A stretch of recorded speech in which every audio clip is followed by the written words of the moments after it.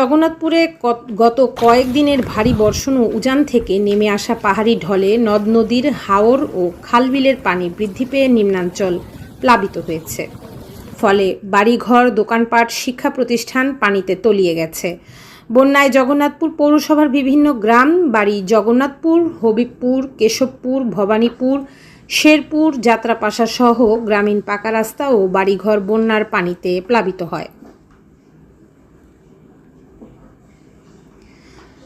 কুশিয়ারা নদীর পানি বৃদ্ধি পেয়ে রানীগঞ্জ বাজারের বেশিরভাগ দোকানপাটে বন্যার পানি প্রবেশ করে।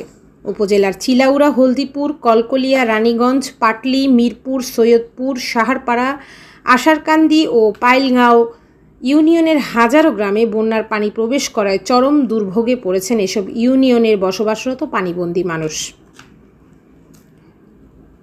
ইউনিয়ন থেকে উপজেলা সদরের সাথে যোগাযোগের বিভিন্ন সড়ক বন্যার পানিতে তলিয়ে গিয়ে রাস্তাঘাট ভেঙে যোগাযোগ ব্যবস্থা বিচ্ছিন্ন হয়ে পড়েছে। পানিবন্দী হয়ে পড়েছেন উপজেলার হাজার হাজার মানুষ।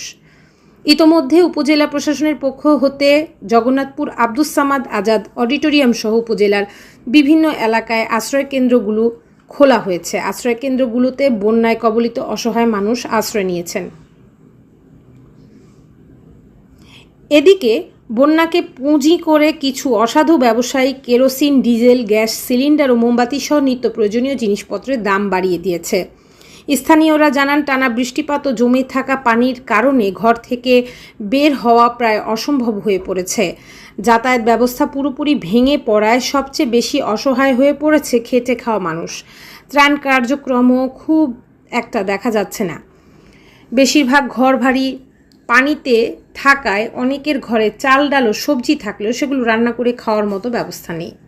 তাদের কষ্ট অর্জিত সোনার ফসল গোলায় তুললেও বর্তমানে বন্যার পানিতে ভেসে যাচ্ছে। অনেকের আবার গরু, ছাগল, হাঁস, মোরগ নিয়ে বিপাকে পড়েছেন।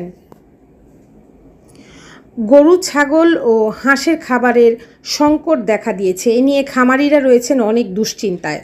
উপজেলার পাটলি ইউনিয়নের শাসানি গ্রামের হাঁসের খামারের মালিক জামাল মিয়া জানান, আমার 1200টি হাঁস নিয়ে একটি খামার রয়েছে। বন্যার পানি বৃদ্ধি পাওয়ায় হাঁসের প্রাকৃতিক খাবারের সংকট দেখা দেয়। বর্তমানে হাঁস নিয়ে দুশ্চিন্তার মধ্যে রয়েছি।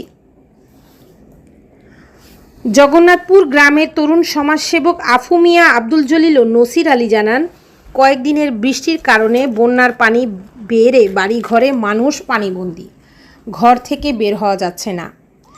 চিলাউড়া, হলদিপুর ইউনিয়ন সহ বিভিন্ন কৃষক জানান, আমরা বোরো ধান নির্বিঘ্নে ঘরে তোলেও বন্যার কারণে সেই ধান হারাতে বসছি। বর্তমানে গবাদি পশু, ধান, আসবাবপত্র পরিবারের সদস্যদের নিয়ে চরম বিপাকে আছি।